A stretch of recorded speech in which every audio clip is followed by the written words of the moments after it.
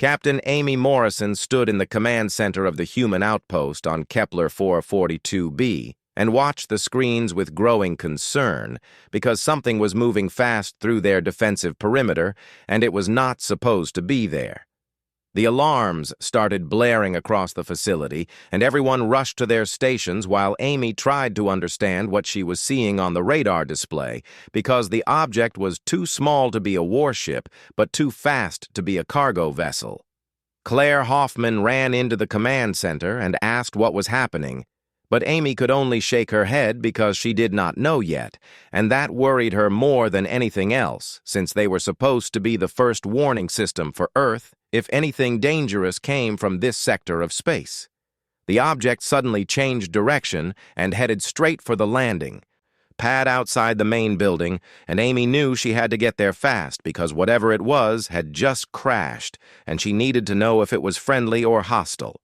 She grabbed her sidearm and ran through the corridors with 3 security officers following close behind her because protocol said the captain should never investigate alone, but Amy had never been good at waiting for backup when something needed to be done right away.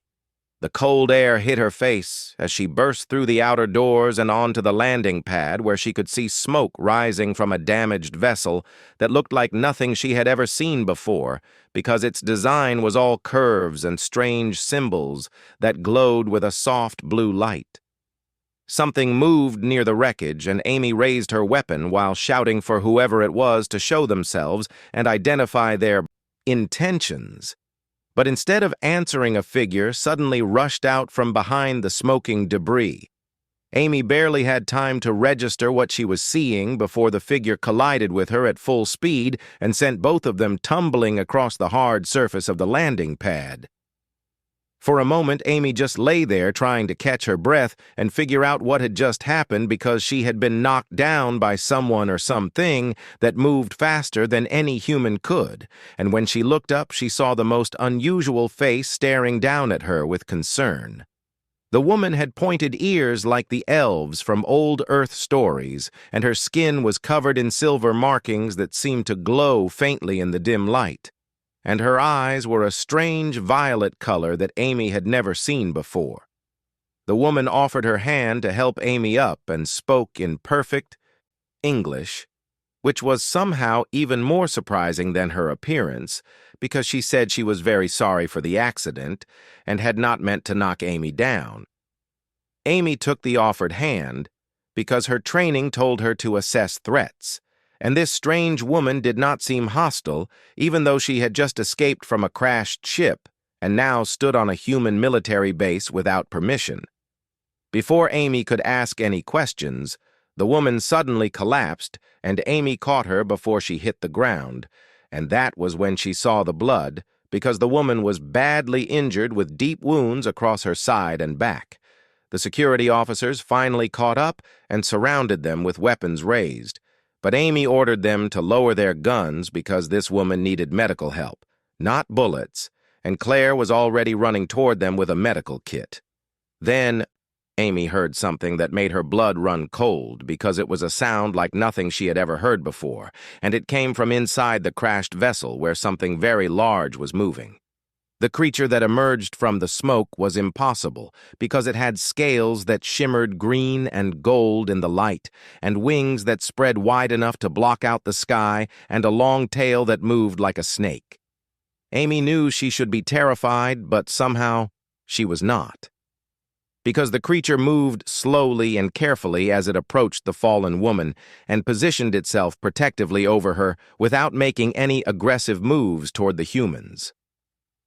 Claire knelt beside the woman and started treating her wounds while the creature watched with eyes that glowed like embers, and Amy realized that those eyes held intelligence because this was not just an animal, but something more. The woman opened her eyes and looked at Amy with an expression that was hard to read but seemed to be a mixture of fear and hope, and she whispered something that Amy barely heard over the sound of the wind. She said her name was Kaylin, and she was from a people called the Silvery, and she had come to warn humanity about something terrible that was coming, because her own people would not stop, until they had destroyed everything that refused to bow to them. Amy wanted to ask 1,000 questions, but Kaylin passed out again, and Claire said they needed to get her to the medical bay immediately because she had lost a lot of blood and some of her injuries were very serious. The creature made a low sound that was not quite a growl, and Amy felt something strange in her mind, like words, but not words because they were more like feelings and impressions, and she understood that the creature was asking if Kaylin would be safe. Amy looked into those glowing eyes and nodded because she understood somehow that this creature cared deeply for the woman it protected, and she promised without speaking that they would do everything they could to save her. 2 security officers carefully lifted Kaylin while Claire directed them toward the medical bay, and the creature followed close behind without asking permission, because it was clear that nothing would separate it from Kaylin. Amy walked beside them and tried to process what had just happened, because in the space of a few minutes, her quiet outpost had become the landing site for an alien refugee and her dragon companion. When they reached the medical bay, the creature had to stay outside because it was too large to fit through the doors, but it settled down right next to the entrance and refused to move, even when several nervous soldiers tried to encourage it to go somewhere else. Claire worked quickly to stabilize Kaylin, while Amy stood nearby and watched because she needed to understand what kind of threat they might be facing and whether this woman was really trying to help them or leading them into a trap.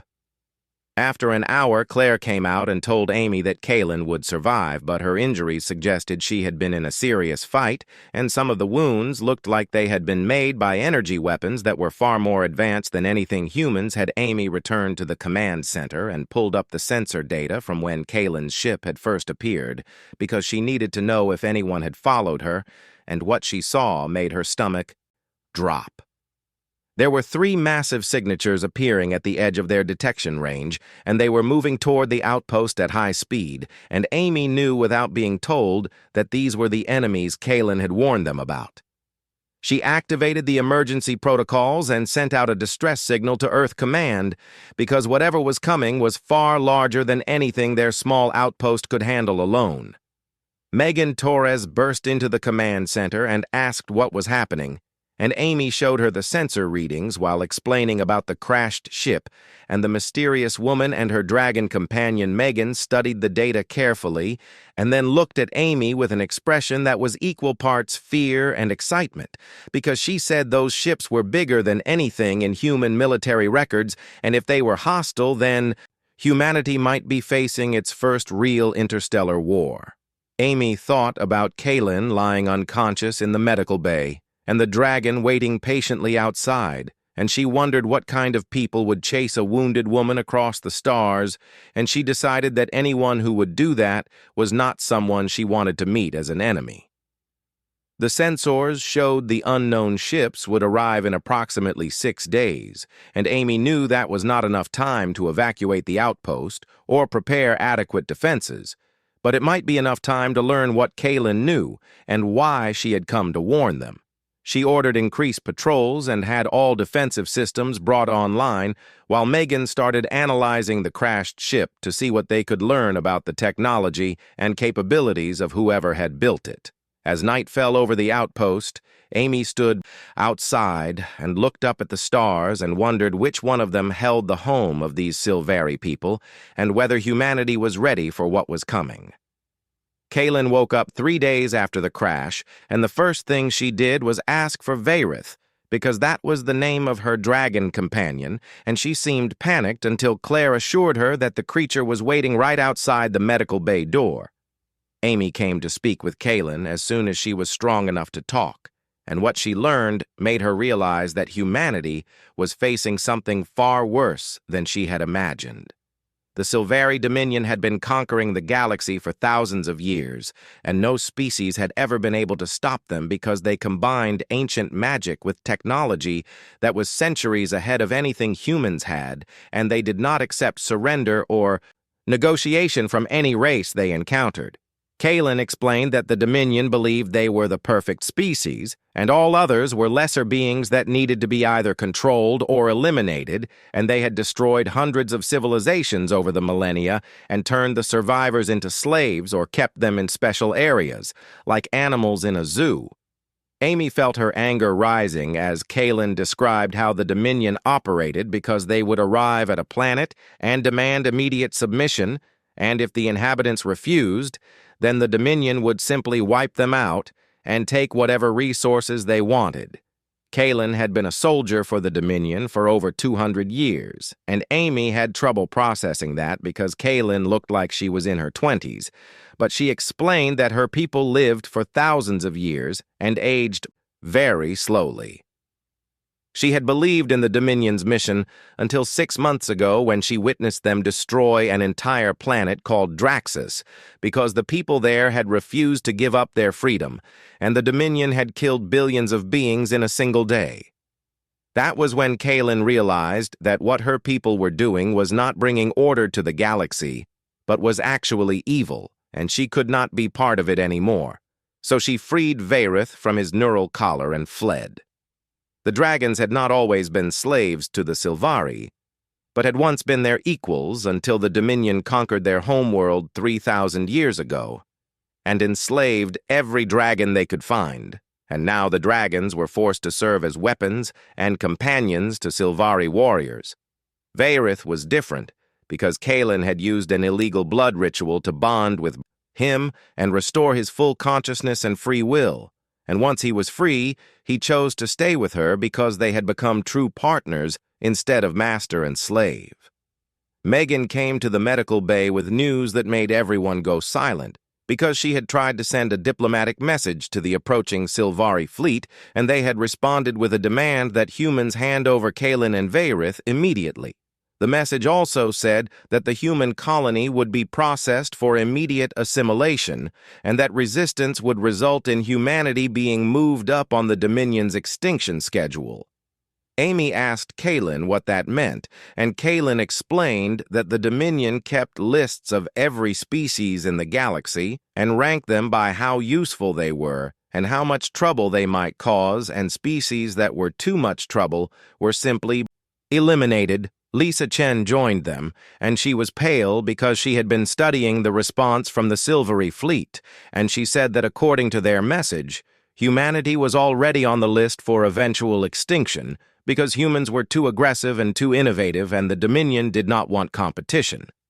Kalen looked at all of them and said that there was one thing the Dominion had never encountered in all their thousands of years of conquest, and that was a species that refused to give up no matter how badly they were losing.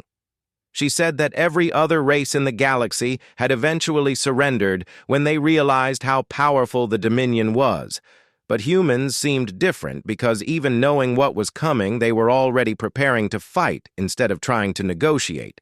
Amy told Kalen that humanity had spent its entire history fighting wars against itself and had learned how to survive against impossible odds, and they were not going to start surrendering now just because some ancient empire thought they owned the galaxy. Megan showed them the scans of the 3 approaching ships, and they were enormous, with each one larger than any human city and carrying enough weapons to destroy continents and thousands of warriors who had been training for centuries.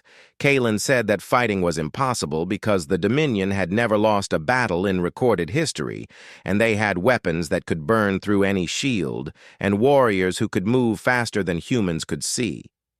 But Amy smiled and said that the Dominion had never fought humans before, and humans had one advantage that no other species seemed to have, and that was the ability to adapt and innovate, faster than anyone expected. She asked Kalen if she would help them and teach them everything she knew about Sylvari tactics and technology and weaknesses, and Kalen agreed because this was her chance to make up for the 200 years she had spent serving the Dominion. Over the next 2 days, Kalen shared everything she knew about how the Dominion fought and what their ships could do and where their command structures were vulnerable, and Amy listened carefully and started forming a plan. The Sylvari expected every battle to follow certain rules, because that was how combat had worked for thousands of years, and they had perfected their tactics over millennia of conquest. But humans did not follow anyone's rules and had built their entire military history on finding new ways to win against enemies who should have been unbeatable. Kaelin watched as the human officers took everything she told them and immediately started designing counters and tricks and traps that would exploit the Dominion's expectations. When she showed them how silvery warriors could teleport short distances, the humans immediately started working on sensor nets that could track the teleportation and predict where the warrior would appear. When she explained how silvery shields worked, the humans began building weapons that would overload them with brute force instead of trying to match their elegance. Megan discovered something important while examining Kaelin's crashed ship, because the neural collars that controlled the dragons all connected to a central control system, and if they could disable that system, then all the dragons in the Dominion fleet would be freed at once. Vareth confirmed this through the telepathic connection he shared with Amy, because somehow Amy could hear his thoughts more clearly than anyone else, and he told her that there were hundreds of dragons in the approaching fleet, and they all wanted to be free. Kate Williams was the outpost's best engineer, and she started working with Kaelin and Vareth to design a device that could break the neural collars. But it was complicated because the collars were designed to kill the dragon if they were removed incorrectly. The device would need to be placed directly into the control system, which meant someone would have to board one of the Dominion ships during the battle and reach the dragon-holding areas deep inside. Amy knew it was a suicide mission, but she volunteered immediately because she understood that freeing the dragons might be the only way to turn the tide of battle. Kaelin insisted on going with her because the access codes were locked to her genetic signature and only she could override the security systems. A message arrived from Earth Command saying that they were sending reinforcements, but the fleet would not arrive for another week, and the Sylvari would be there in 3 days. Amy gathered everyone and told them the truth, which was that they probably could not win, but they could make the Dominion pay such a high price that they would think twice before attacking another human world. The outpost prepared for war, and Kaelin taught volunteers how to fight against opponents who were faster and stronger and had been training for centuries. She was amazed at how quickly humans learned and adapted, because they did not try to match silvery fighting styles, but instead created their own hybrid techniques that used human unpredictability against Sylvari expectations. Colonel Beth Sanders arrived from Earth with 12 warships and 8,000 Marines, and when she saw the sensor readings of what was coming, she understood why Command had sent her, because this was going to be the hardest battle humanity had ever fought. Beth had spent 20 years fighting in every major conflict humans had waged against each other, and she knew more about war than most people would learn in several lifetimes. But even she had never seen anything like the Dominion fleet. Amy briefed Beth on everything they had learned from Kaelin, and Beth listened carefully because she understood that intelligence from a former enemy soldier was worth more than 100 reconnaissance missions. Kaelin stood before the assembled human commanders and explained how the Dominion fought battles, and it was clear that they relied on their technological and physical superiority to overwhelm opponents before they could organize effective resistance. The Sylvari warriors were individually superior to any human soldier because they were faster and stronger and could live for thousands of years, which meant they had centuries of combat experience. But Beth smiled as she listened, because she had spent her career fighting enemies who had better equipment or more soldiers or stronger positions, and she had learned that wars were not won by being superior, but by being more adaptable. She asked Kaelin to demonstrate the Sylvari teleportation technique, and Kaelin moved from one side of the room to the other in an instant, and several officers jumped in surprise. Nicole Hayes was Beth's tactical officer, and she immediately started working on a counter because she realized that the teleportation had a split-second delay when the warrior reappeared, and that was when they would be vulnerable. Kalen showed them the personal energy shields that Sylvari warriors used, and they could deflect most conventional weapons, but Nicole noticed that the shields flickered slightly when hit with rapid fire, and she suggested overwhelming them with sustained volleys. Every advantage the Dominion had was carefully examined and analyzed, and the humans found ways to counter or exploit each one, because that was what humans did best, which was taking an impossible problem and finding creative solutions. Kate finished work on the liberation device for the dragon collars, but she explained that it needed to be placed directly into the main control system of a Dominion ship, and it would take at least 5 minutes to activate Amy. Confirmed that she and Kalen would handle the boarding mission, while Beth and the fleet kept the Dominion busy and hopefully distracted enough that they would not notice a small insertion team. Vareth explained, through his mental connection with Amy, that the enslaved dragons were desperate for freedom, and once their collars were disabled, they would immediately turn on their captors because they had been waiting for this chance for thousands of years. Beth revealed humanity's secret weapon, which was not a new technology or a superweapon, but was instead a doctrine that had served humans well throughout their history. She explained that when humans fought, they did not follow rules or conventions because they used every advantage they could find, even if it seemed unfair or brutal, or uncivilized. The Sylvari had spent thousands of years perfecting elegant combat techniques and beautiful ship designs and honorable tactics, but humans had spent centuries learning how to win by any means necessary.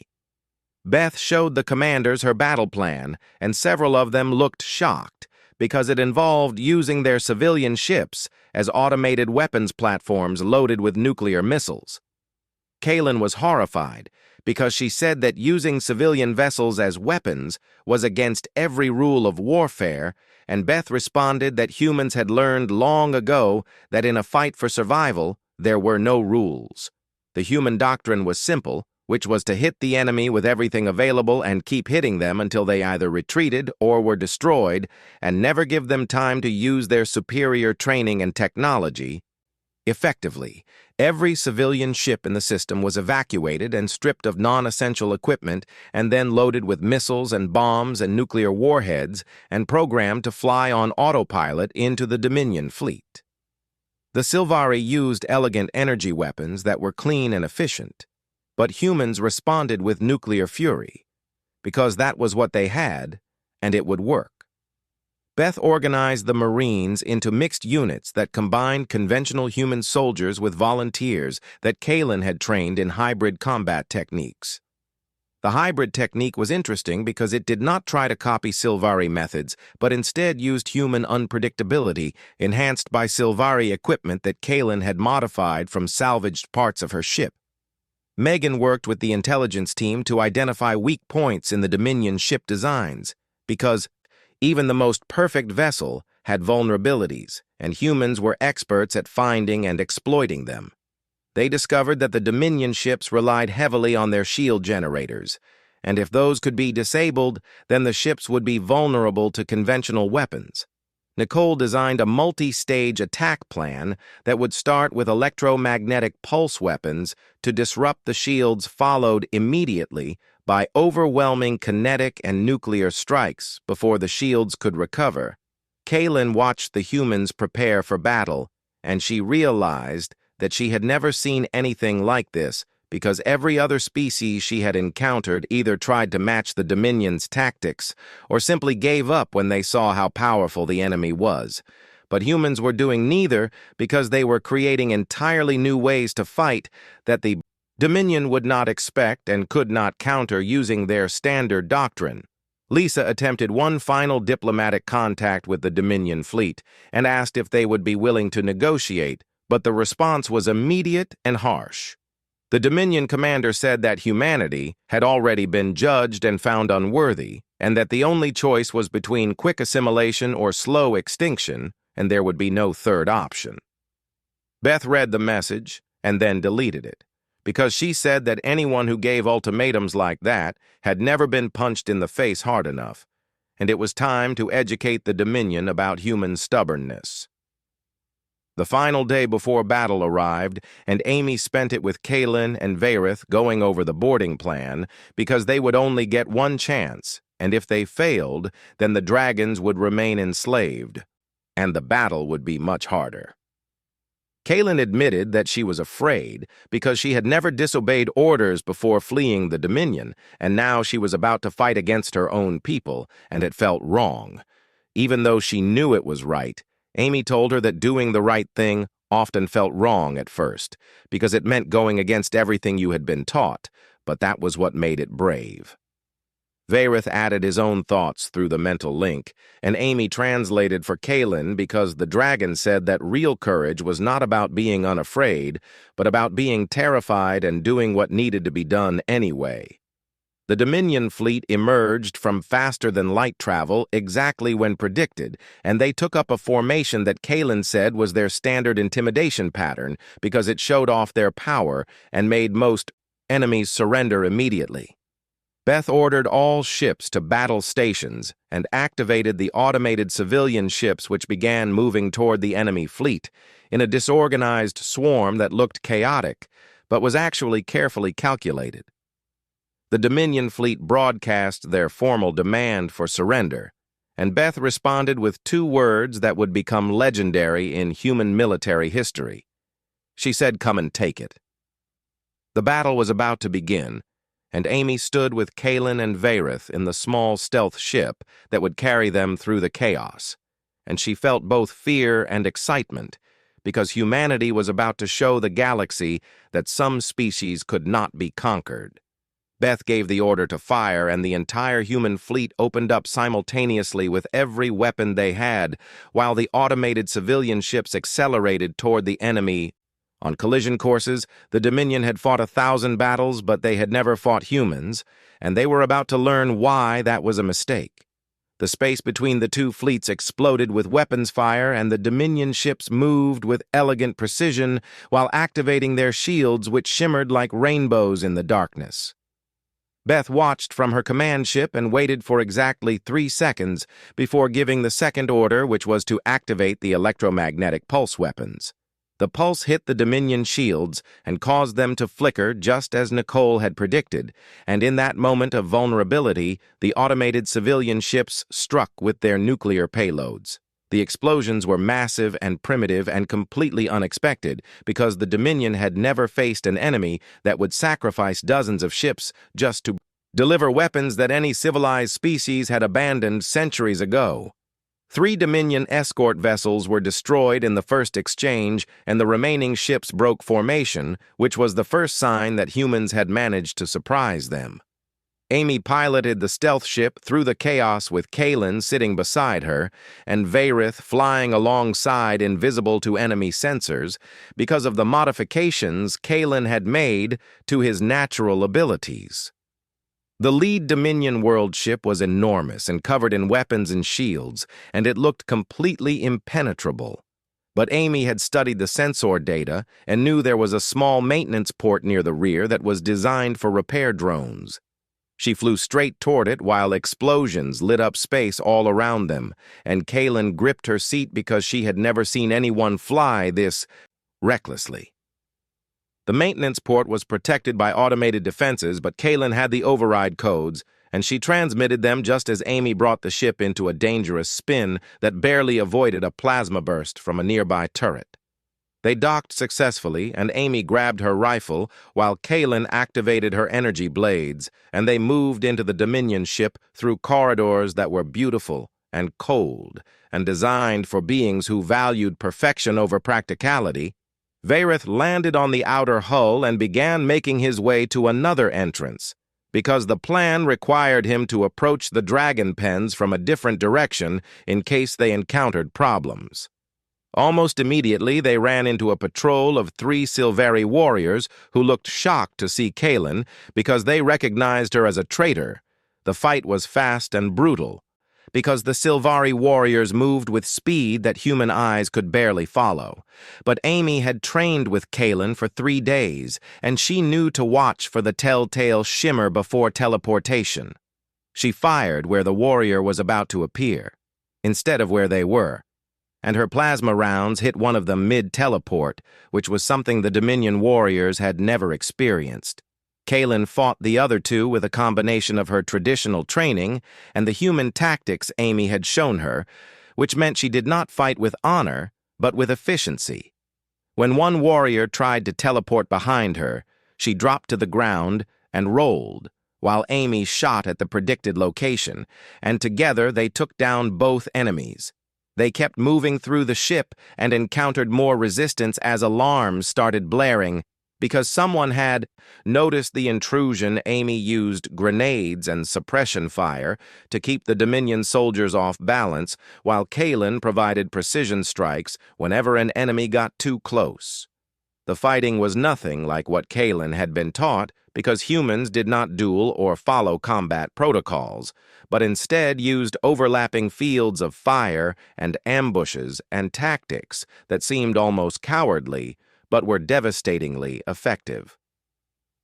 Outside the ship, Beth was commanding a battle that was going better than anyone had expected, because the Dominion fleet was struggling to adapt to human tactics that made no sense according to their combat doctrine.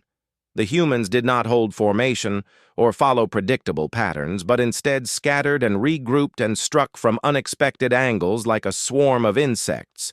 When the Dominion ships tried to target the human vessels, they found that humans would gladly sacrifice one ship to position 3 others for killing shots. Nicole coordinated the attacks with perfect timing, and the human fleet managed to destroy 2 more Dominion escort ships while damaging several larger vessels. But the cost was high because humanity was losing ships at an alarming rate, and Beth knew they could not sustain these losses for much longer. Inside the world ship, Amy and Kaylin reached a junction and found themselves facing a dozen Dominion warriors who had formed a defensive line. Kaylin said they could not fight through that many enemies, but Amy smiled and pulled out a device that Kate had given her, which was an improvised explosive made from mining charges. She threw it down the corridor, and both of them ran back the way they came while the explosion tore through the Dominion line. It was not elegant or sophisticated, but it worked, and when they returned, the corridor was clear, except for injured warriors who were too stunned to fight. They found the dragon pens after 20 minutes of fighting through the ship, and what they saw made both of them stop in horror. There were not just a few dozen dragons, but hundreds of them chained and collared, and many of them looked sick or injured. Vareth arrived through the other entrance, and his rage was visible in the way his scales glowed hot, because these were his brothers and sisters, and they had suffered for thousands of years. Kaylin found the control panel for the collars, but it was more complex than they had expected, and she realized they would need at least 10 minutes to activate the liberation device instead of 5. Amy set up a defensive position at the entrance and told Kaylin to work fast because she could hear more Dominion warriors coming. The fight that followed was desperate because Amy was alone against trained warriors who had centuries of experience, but she had something they did not, which was pure determination. She used every trick she had learned and every weapon she carried, and when her rifle ran out of ammunition, she switched to her sidearm, and when that was empty, she used grenades, and finally her combat knife. Kaylin worked frantically on the control panel while listening to the sounds of combat behind her, and she wanted to help, but she knew that freeing the dragons was more important. Vareth joined Amy in the defense, and together they held the entrance against wave after wave of attackers. Then something changed because a new figure appeared at the far end of the corridor, and Kaylin recognized her immediately. It was her sister Solara, who was the fleet commander and one of the most dangerous warriors in the entire Dominion. Solara looked at Kaylin with an expression of disappointment and anger, and she said that Kaylin had betrayed everything their family stood for. Kaylin responded that their family stood for oppression and slavery, and she would rather die a traitor than live as a tyrant. Solara drew her weapons and said that could be arranged. Amy tried to shoot Solara, but the fleet commander moved faster than human reflexes could track, and suddenly she was right in front of Amy with a blade at her throat. Kaylin screamed and charged her sister, which saved Amy, but put Kaylin in danger because Solara was a master warrior who had never lost a duel. The two sisters fought with a fury that came from centuries of complicated history, and Solara was clearly the superior fighter because she had always been the perfect daughter who followed all the rules. But Kaelin had learned something new, which was that fighting to protect others gave her strength that fighting for the Dominion never had. Still, Solara was winning, and she disarmed Kaelin and moved in for the killing strike. Amy knew she had only one chance, and she made a decision that no Sylvari warrior would ever expect. Instead of shooting at Solara, she aimed at the control crystal that Kaelin had been working on and fired. The crystal exploded and released all its stored energy at once, which disabled every neural collar in the entire fleet simultaneously. Solara froze in shock because she felt through the ship's systems that thousands of dragons had just been freed all at once. The roar that went through the ship was deafening because every enslaved dragon suddenly regained their free will, and their first thought was revenge. Varith grabbed Amy in his claws, while Kaelin took her sister's moment of distraction to knock her unconscious, and then they ran, because the dragons were about to tear the world ship apart. All through the Dominion fleet, similar scenes were playing out as dragons turned on their captors with thousands of years of rage. Ships that had been perfectly controlled combat vessels became chaotic battlegrounds as the dragons inside them fought for their freedom. Beth saw what was happening on the sensors and ordered all human ships to pull back because the Dominion fleet was destroying itself from within. The world ship Amy and Kaelin had boarded began to break apart as dragons ripped through bulkheads and destroyed key systems.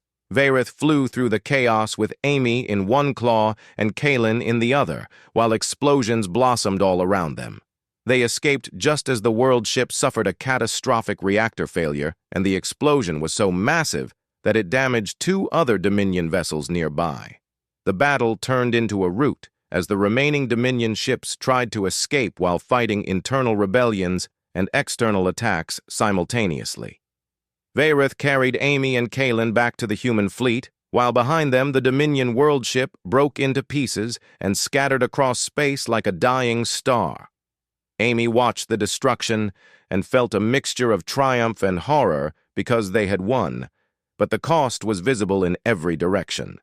Two of the three Dominion world ships were destroyed or crippled, and the third was retreating at maximum speed while dragons pursued it through space, attacking its engines and weapons. The human fleet had lost 8 of its 12 warships, and thousands of Marines and crew had died in the fighting. Beth sent a recovery ship to pick up Amy and Kaelin, and when they were safely aboard, she came to see them personally. She told them that what they had done was impossible and insane and absolutely brilliant, because no one had ever hurt the Dominion this badly in recorded history. Kaelin sat wrapped in a blanket, because she was exhausted and injured, and she had just helped destroy a significant portion of her own people's fleet. She asked Beth what would happen now, and Beth said that was a good question because the Dominion would not forget this, and they would return with even more force. But something had changed because the battle had been broadcast across subspace channels, and every species in the galaxy had watched as the legendary Sylvari Dominion was beaten by a human fleet that was outnumbered and outgunned.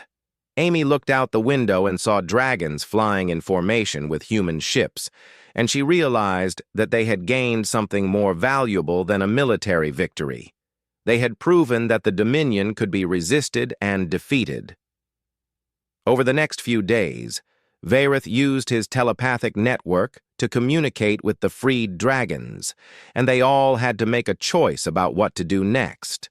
Some wanted to return to their homeworld and search for other dragons who might still be free, but most wanted to stay and help humanity, because humans had given them back their freedom. 300 dragons chose to remain with the human fleet, and they became the first members of an alliance that would change the galaxy. Lisa worked with the dragons to establish communication protocols, and it turned out that dragons were highly intelligent and had their own complex society before the Dominion enslaved them. Meanwhile, Megan was analyzing the captured data from the Dominion ships, and she discovered something troubling. The fleet they had just defeated was only a small regional force, and the Dominion had hundreds of world ships spread across multiple sectors. Beth called a meeting with all senior officers and laid out the situation clearly.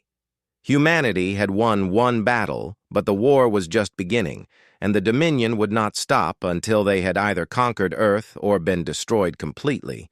Amy argued that they should take the fight to the Dominion instead of waiting for them to return, and several officers agreed, because sitting and waiting for inevitable attack was not the human way. Kaylin said that there were other species under Dominion control who wanted freedom but were too afraid to rebel.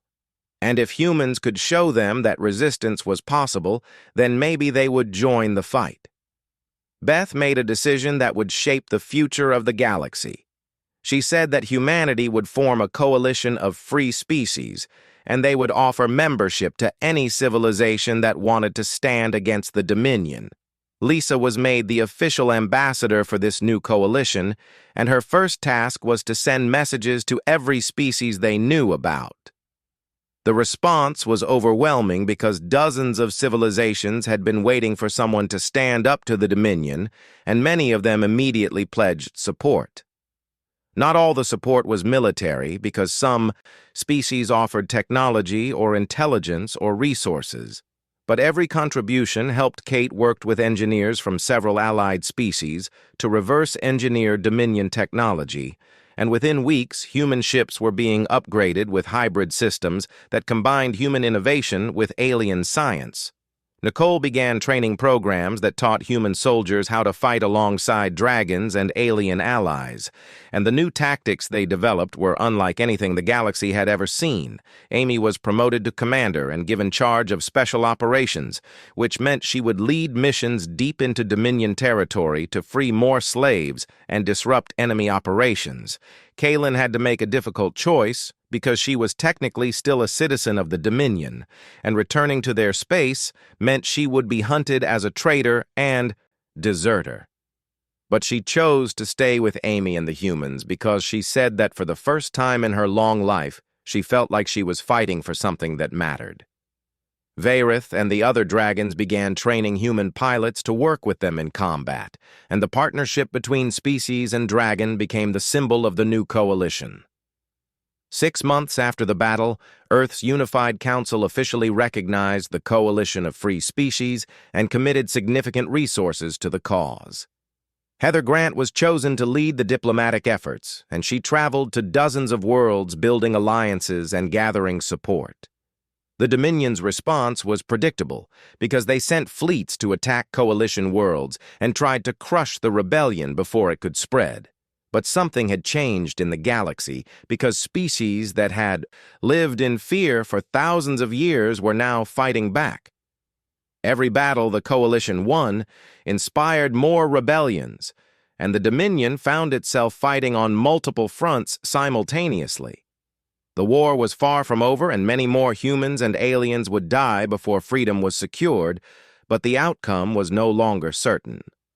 Kaylin stood with Amy on the bridge of their ship and looked at the stars and said that she had lived for over 200 years, but this was the first time she truly felt alive. Amy smiled and said that was what freedom did, because it gave people purpose and hope and the courage to fight for something bigger than themselves. The Dominion had ruled the galaxy for 10,000 years and believed they would rule for 10,000 more. But they had never encountered humans who had a saying that became the motto of the coalition. Some species bend and some species break, but humans refuse to do either. Words spread across the galaxy in whispers at first, and then in open declarations. Species that had lived under Dominion control for centuries began to ask themselves a dangerous question. If humans could say no, then why could they not do the same? The answer to that question would reshape the galaxy. Rebellions broke out on a dozen worlds, and the Dominion found that their forces were spread too thin to crush every uprising. The dragons became symbols of the resistance because they had been enslaved the longest, and their freedom proved that no chains were unbreakable. Amy and Kaylin led mission after mission into enemy territory, freeing more slaves and stealing Dominion technology, and showing the galaxy that the eternal conquerors could bleed. Beth coordinated the military campaigns with brilliance, and the human doctrine of adaptation and innovation became the foundation of coalition tactics. The Dominion responded with increasing brutality, but every atrocity they committed just made more species join the rebellion. 3 years after the first battle, the Coalition controlled an entire sector of space, and the Dominion's advance had been stopped for the first time in millennia. Kaelin received word that other Sylvari had defected and joined the Coalition because they had seen what she had seen and could no longer support the Dominion's crimes. The war continued with victories and defeats on both sides, but the momentum had shifted. Humanity had proven something that the galaxy had forgotten, which was that tyranny could be resisted and freedom was worth fighting for.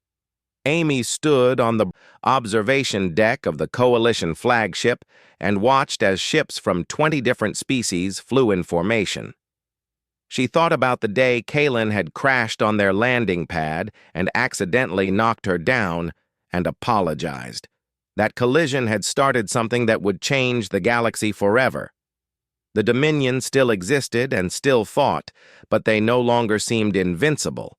And across the stars, civilizations whispered a new phrase that gave them courage. Humanity said no, and so can we. The war for galactic freedom had truly begun, and whatever the outcome, humans had already achieved something remarkable. They had given the galaxy hope, and hope was the most dangerous weapon of all.